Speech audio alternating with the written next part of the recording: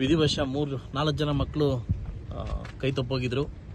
4 ಜನ ಮಕ್ಕಳು ಸಮುದ್ರ ಪಾಲಾಗಿದ್ರು. ಇನ್ನು 3 ಜನ ಮಕ್ಕಳು ಚಿಂತಾಜನಕವಾಗಿ RNS ಹಾಸ್ಪಿಟಲಲ್ಲಿ ರಾತ್ರಿನೇ SP ಅವರಿಗೆ ಮತ್ತು DC ಅವರಿಗೆ ಮತ್ತೆ ಫೋನ್ ಮಾಡಿ ಮತ್ತು ಮಂಕಾಳ ವೈದ್ಯ ಅವರಿಗೆ ಫೋನ್ ಮಾಡಿ ನಾನು ಹಾಸ್ಪಿಟಲ್ ವ್ಯವಸ್ಥೆ ಮಾಡಿದೆ. ರಾತ್ರಿ 4 ಗಂಟೆ ಫೋನ್ ಮಾಡಿ ವಿಡಿಯೋ ಕಾಲ್ ಮಾಡಿಕೊಟ್ರು. ಎಲ್ಲ ಸೇಫ್ ಆಗಿದ್ದಾರೆ 3 ಜನ ಮಕ್ಕಳು. 4 ಜನ ಮಕ್ಕಳಲ್ಲಿ 1 ಮಗು ಸಿಕ್ಕಿದೆ. ಇನ್ನು 3 ಜನ ಮಕ್ಕಳು ಸಿಕ್ಕಿಲ್ಲ ಅಂದಾಗ ಎಲ್ಲೋ ಒಂದು ದೊಡ್ಡ ಮಟ್ಟಿಗೆ ಒಂದು ಆಘಾತ ಆಯಿತು. ಸೊ ಬೆಳಗ್ಗೆ ಬಂದು ನೋಡಿದಾಗ ಆ 3 ಜನ ಮಕ್ಕಳು ಕೂಡ ಸಿಕ್ಕರು. ಒಂದು ನೋವಿನ ಸಂಗತಿ ಏನು ಅಂತಂದರೆ ಇದ್ರ ಹೊಣೆ ಯಾರು ಅಂತ ಗೊತ್ತಾಗ್ತಾ ಇಲ್ಲ.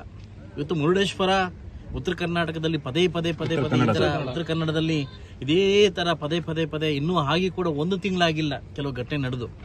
ಇದರ ಒಂದು ಹೊಣೆ ಯಾರು ತಗೊಂತಾರೆ ಅಂತ ಕೂಡ ಅರ್ಥ ಆಗ್ತಾ ಇಲ್ಲ. ಇದು ಏನು ಇದು ಸರ್ಕಾರದ ವೈಫಲ್ಯನೋ, ಇಲ್ಲ ಜಿಲ್ಲಾಡಳಿತ ವೈಫಲ್ಯನೋ, ಇಲ್ಲ ಪ್ರವಾಸೋದ್ಯಮ ವೈಫಲ್ಯನೋ, ಇಲ್ಲ ಕರ್ಕೊಂಡ್ಬಂದಿರ್ತಕ್ಕಂಥ ಟೀಚರ್ ವೈಫಲ್ಯನೋ ಇಲ್ಲ ಗೊತ್ತಾಗಿಲ್ಲ. ಎಲ್ಲರೂ ನಂಬಿ ಕಳಿಸಿದ್ದು ನಮ್ಮ ಮಕ್ಕಳನ್ನ ನಮ್ಮನ್ನು ವೈಫಲ್ಯನೋ